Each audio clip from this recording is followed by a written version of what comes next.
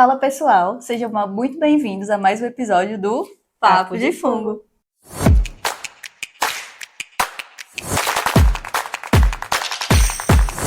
Então hoje estamos aqui em um cenário especial e também em um momento muito especial no mês das mulheres. Então estamos aqui duas hosts, eu, Heloísa e Vivi, para falar de mulheres micologistas que fizeram história.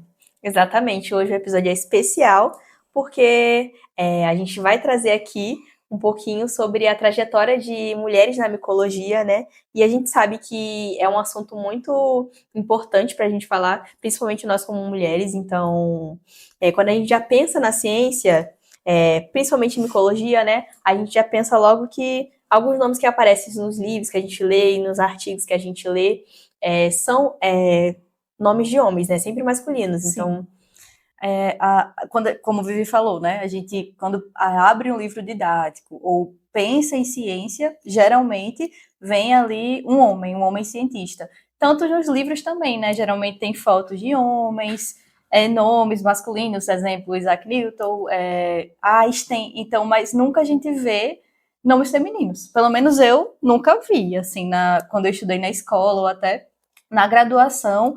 Eram raros os momentos onde a gente via uma citação de uma cientista mulher. Então isso até eu ficava bem triste, porque a gente não se sente muito bem representada.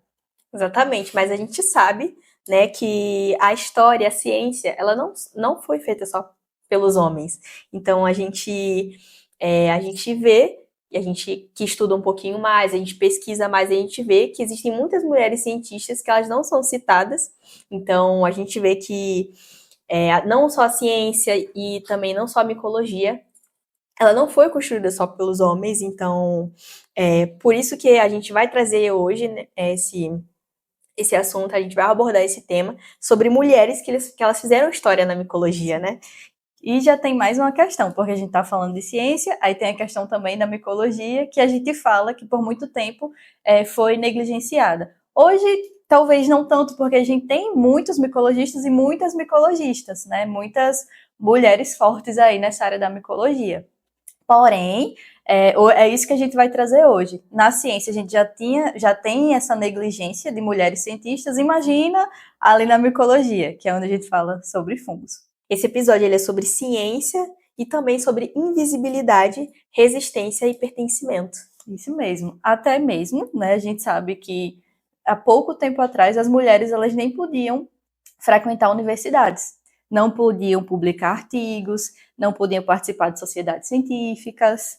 E mesmo assim, mesmo com essas limitações, elas estavam ali, estavam publicando, estavam desenhando, estavam observando, estavam coletando, descrevendo organismos e ensinando outras pessoas também, né? E também tinham muitas mulheres, por exemplo, que trabalhavam ali como assistentes ou talvez eram esposas de cientistas, mas também ilustradoras.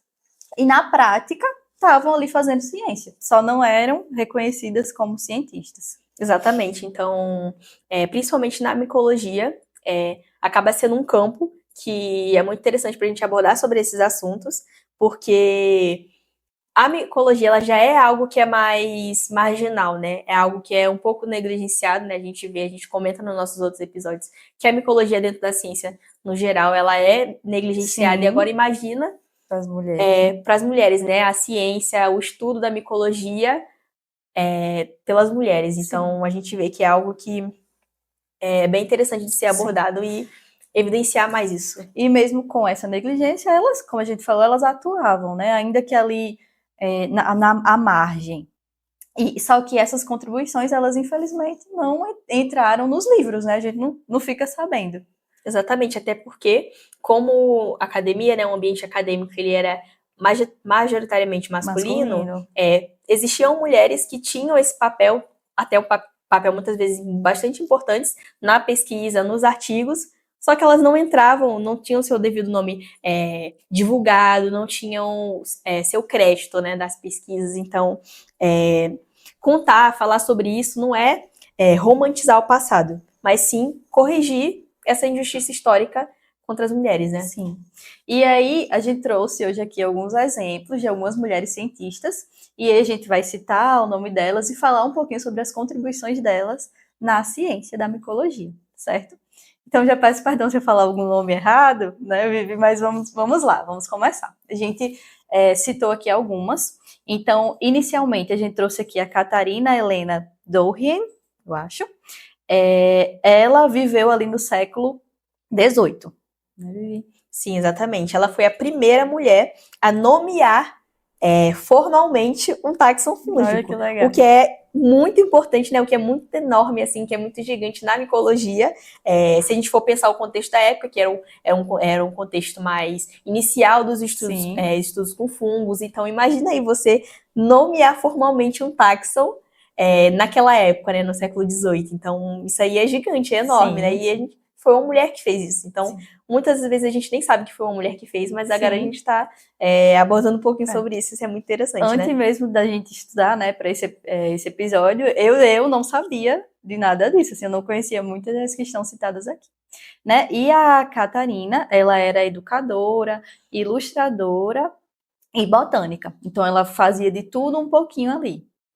Exatamente. Mesmo sem uma formação universitária, né, formal, porque naquela época muitas das mulheres elas não poderiam frequentar a academia, né, a universidade, ela foi reconhecida por sociedades científicas da época por essa pesquisa, né, por esse feito. E isso era raro, né, para uma mulher naquele período, ser reconhecida cientificamente. Porém, o nome dela quase não chega pra gente quando a gente estuda micologia. Eu mesmo não tinha ouvido falar antes. E olha que legal, né? A primeira a descrever um táxon fúngico. Exatamente. Quando a gente começa a estudar micologia, a gente tem todo um contexto histórico. Citado os principais pesquisadores, os principais cientistas que estudaram esse campo da micologia, mas isso que é algo interessante de ser citado, infelizmente, a gente só fica sabendo se a gente pesquisar por meios próprios, né? Sim. Isso não é citado nas salas de aula, e por isso que é importante a gente trazer aqui no vídeo para vocês. Sim. Outro exemplo que a gente trouxe é a pesquisadora Mary Ann Liebert. Então, essa mulher foi outra figura impressionante na área da micologia, e ela viveu ali por volta do século XIX. Né? E ela era autodidata e ela aprendeu latim sozinha para conseguir ler os trabalhos científicos, né? Na época muitos trabalhos utilizavam latim, então muitos homens da academia, da universidade da época, tinham aulas de latim, porém as mulheres não tinham essas aulas de latim, então ela resolveu aprender sozinha justamente para ela conseguir ler e se atualizar, pesquisar, poder ter uma maior gama de conteúdo acadêmico, né? Nossa, isso é muito interessante. Eu fico pensando na dificuldade, talvez, que ela teve, porque hoje é difícil, assim, a gente aprender uma língua nova, né? Eu estudo inglês, tenho dificuldade em aprender, e a gente tem a facilidade, imagina lá naquela época, que além das mulheres serem negligenciadas, não podiam estudar, acho que ela teve que correr muito atrás, e incrível, Pois né? Hoje a gente tem a gente tem aulas, tem internet, tudo, né? Muito fácil. Imagina na época que você não poderia nem ter acesso a esse tipo de conteúdo e ela conseguiu aprender sozinha, então. E com isso ela descreveu mais de 200 espécies de fungos, então olha aí, ela incrível, né? Descreveu na época que os fungos, eles nem eram tão valorizados, né, no século XIX, então eles eram negligenciados nessa época, e ela conseguiu descrever várias espécies. Então, isso é muito incrível, né? Ela, naquela época, escolheu os fungos, quando nem a ciência ainda tinha abraçado esses organismos, né? E como Vivi falou, descreveu mais de 200 espécies. Então tá aí, né? Uma mulher cientista, aprendeu latim sozinha e descreveu mais de 200 espécies no século XIX. E a próxima mulher cientista que a gente trouxe para citar é a Mary Elizabeth Benning. Ela estudava fungos em casa, com pouquíssimos recursos, enquanto cuidava das tarefas domésticas. Então imagina aí você cuidar dos filhos, cuidar da casa, né, ter que cuidar da família e dividir o tempo, né? Hoje em dia a gente vê que é a realidade de muitas mulheres, principalmente as mulheres que querem estudar e também querem formar família, isso não é um impeditivo. Então a gente já vê que desde essa época já tinha essa divisão de tarefas, então ela fazia o trabalho doméstico, estudava, trocava carta com outros micologistas, e uma delas, ela escreveu, abre aspas, você é meu único amigo na incerta terra dos fungos. Então, imagina isso já aí, né? diz muito, né? Sim. Acho que da solidão que ela sofria ali naquela época.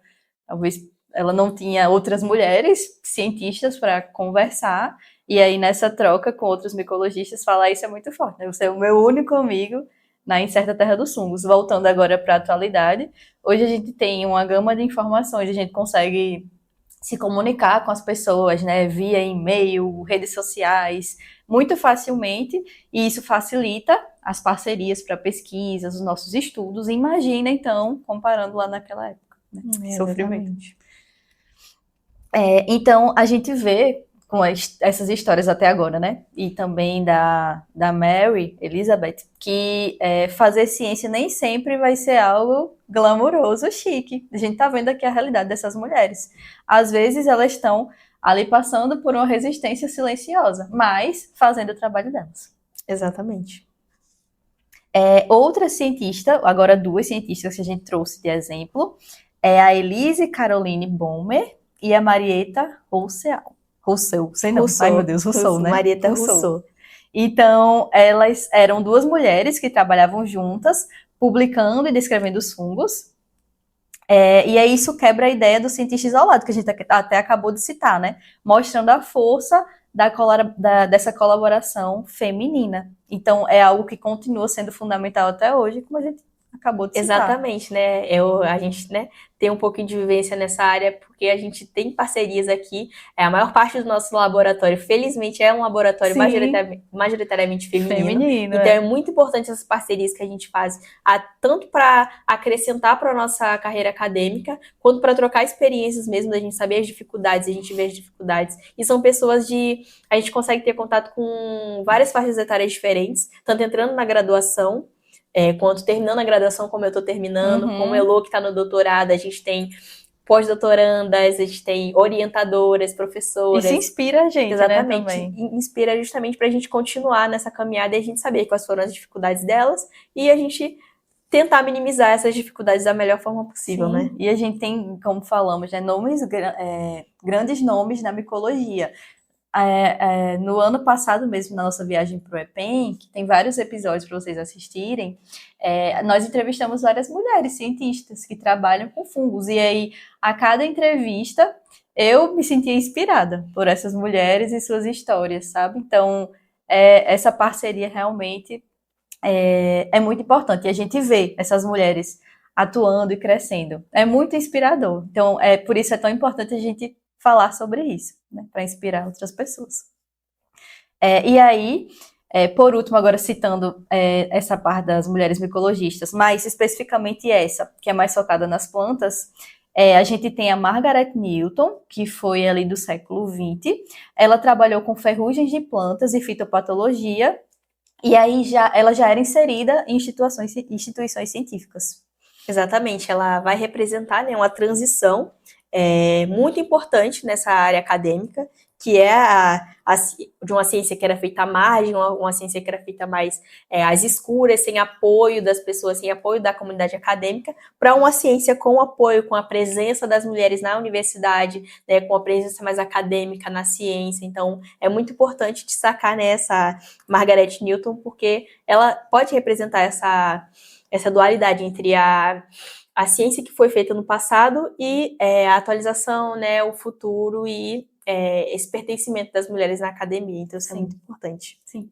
Então, a gente trouxe esses exemplos, né, para vocês saberem. Eu aprendi bastante lendo sobre essas mulheres micologistas e me inspirei também. E a gente trouxe até um tópico extra para esse episódio, que foi sobre a descoberta do DNA, né? Quando a gente fala de DNA, o DNA é a estrutura aí da vida, né? A coisa mais importante que a gente tem na biologia. E aí, dentro desse tema do DNA, a gente tem um nome importante de uma mulher, que é a Rosalind Franklin, que ela produziu as melhores imagens de DNA que já tinham sido feitas lá na época, né? Especialmente a famosa foto 51, onde a gente vê a estrutura desse DNA. Porém, quando a gente fala de descoberta de DNA, a gente vê dois nomes, que é o James Watson e o Francis Crick, né? Então, esses homens, eles ganharam o prêmio Nobel pela descoberta desse DNA. Porém, a Rosalind Franklin, ela foi super importante ali nos bastidores para descobrir a forma dessa molécula. Porém, ela nunca foi citada. Ela não ganhou também o prêmio Nobel, até porque acho que ela já tinha até morrido quando eles ganharam e não tinha como mencionar. Mas, infelizmente, ela ficou invisibilizada por isso. E ela teve ali um papel importantíssimo na descoberta dessa molécula. E antes de entrar na faculdade, eu nem sabia disso também. Pois é, ela não foi consultada sobre a criação... Para utilizar a foto, exatamente, né? A construção do modelo de DNA, né, que a gente conhece de dupla hélice, teve como base essa foto, e aí ela não foi consultada, ela não recebeu crédito, acabou não recebendo o prêmio Nobel, porque ela acabou falecendo, né, antes desse prêmio ser dado. Então, a gente vê, né, que sem esses dados que ela trouxe, esse modelo de dupla hélice, ele nunca teria sido proposto naquela época. Né? Ou então, talvez demorasse mais. Demorasse mais, daqui exatamente. Que outra pessoa descobrisse. Então, ela forneceu evidências experimentais importantíssimas para a descoberta dessa molécula, mas nunca foi mencionada, infelizmente. Então, não foi uma descoberta apenas de duas pessoas, né? Tiveram mais pessoas envolvidas. Infelizmente, a gente vê, às vezes, isso acontecendo na ciência, mas eu acho importante a gente falar sobre isso, e a gente trouxe esse exemplo dessa contribuição dela para esse tema tão importante que é a descoberta do DNA, né? Pois é, fazendo um pouquinho de paralelo, né, das relações tanto das mulheres micologistas que a gente citou, quanto a Rosalind Franklin, porque ela teve pouco reconhecimento, o crédito veio tarde, então a gente pode fazer um paralelo entre essas histórias e de várias outras cientistas também, que a gente não citou aqui, mas que também não tiveram reconhecimento. Então, infelizmente, não é uma exceção, não é um caso que acontece... É meio que um padrão, né? É um padrão, né, que a gente vê, histórico, que a gente tenta minimizar o máximo possível. A gente, como mulher na ciência, a gente tenta pesquisar mais, a gente tenta mostrar para as pessoas que as mulheres, elas são importantes, foram importantes no passado e hoje em dia são muito importantes, né? É como se talvez as mulheres sempre tiveram que se esforçar muito mais para mostrar alguma coisa, demonstrar conhecimento do que os homens, né? Pois é, até porque na época era esperado delas outros papéis, né? Elas não poderiam escolher. Domésticas, exatamente, né? Elas teriam que cuidar da família. Não podia estudar. Exatamente, então era um papel que não era incentivado, então a gente vê que o incentivo à ciência hoje é muito importante, divulgar, principalmente das né, mulheres, também. A divulgação, que é o que a gente faz aqui, então isso para as mulheres principalmente é muito importante, porque traz esse sentimento de que a gente pode estudar, que a gente pode ir atrás, entendeu? Que a gente vai ter esse reconhecimento. Sim, então isso é muito importante, né? Quando a gente se esforça, independente de tudo, eu acho que a gente consegue chegar em qualquer lugar que a gente quiser, né? Então esse é também o tema principal desse episódio. Então essas histórias, né, que a gente trouxe, essas mulheres que a gente citou, não são só curiosidades que a gente queria trazer. E são fatos que ajudam a gente a entender por que ainda hoje as mulheres enfrentam tantas barreiras na ciência.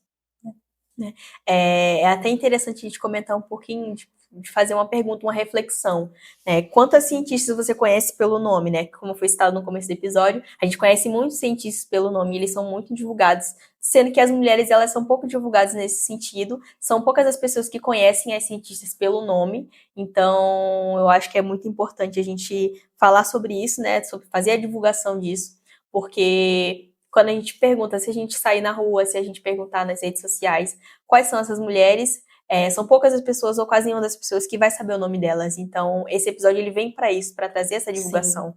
Então, contar essas histórias, né? E isso a gente ficou até curioso para saber. Vocês deixem aí nos comentários. Vocês conheciam algumas dessas mulheres que a gente citou aqui hoje? Tem outras que vocês já sabiam e a gente não citou? Pode falar para a gente aqui nos comentários, mandar no Instagram, porque é um tema importante da gente ser falado, né? É uma curiosidade legal, é um fato histórico, então podem falar pra gente também. Além disso, a gente deixa um espaço, né, nos nossos comentários para você divulgar qual é a sua inspiração, se você Sim. tem alguma inspiração de alguma mulher na ciência, sua orientadora, ou sua Sim. mãe, que for cientista, ou sua colega de trabalho no laboratório, ou alguém que te inspira, fez alguma pesquisa que você gosta Sim. bastante. Então, deixa nos comentários o nome dela para divulgar e a gente divulgar ainda mais essas mulheres na ciência, né? Porque é muito importante fazer isso. Então, eu acho legal que a gente faça esse espaço para vocês, então fiquem à vontade. Sim, e você também, né, que é mulher, cientista e talvez graduação, pós, se quiser também deixar algum relato aqui nos comentários para se vocês gostarem desse episódio, né, pra gente fazer outro talvez, podem falar algum relato ou sobre o trabalho de vocês ou alguma dificuldade que vocês já enfrentaram ou conhece que alguma mulher enfrentou, podem deixar tudo aqui nos comentários que a gente pode pegando esses comentários, criando conteúdos também para vocês, trazendo aqui nos vídeos para dar mais visibilidade a essas mulheres, né? Unir forças. Sim, exatamente. Então, essas mulheres, elas não foram exceções, né? Elas foram apagadas. Então, a gente tem que recuperar essa história, né? Devolver o lugar, o nome e a voz dessas mulheres que não estão aqui mais, mas elas fizeram muito por nós no passado. Então, se a gente tem um lugar na ciência, se a gente tem um espaço na academia, se a gente pode fazer essa divulgação científica, fazer trabalhos, escrever artigos, são por essas mulheres que vieram antes de nós. Então, acho que é muito importante. E, mais uma vez, obrigada por ouvir esse podcast, Sim. né? Então, compartilhe esse episódio, curte, me diz se vocês gostaram do episódio, se a gente deve fazer mais episódios, comentem, então, pra gente continuar um pouquinho sobre essa conversa, né? Isso mesmo, pessoal. isso. Então, contar essas histórias hoje, criar referências também para quem está começando. Então, como o Vivi falou, obrigada quem ouviu até aqui, né? Força aí para as mulheres cientistas, estamos todas juntas, vamos crescendo. Deixem suas dúvidas, comentários, relatos aqui nos comentários. Vejam também os episódios anteriores do nosso podcast, sigam as nossas redes sociais, no Instagram, YouTube, Spotify.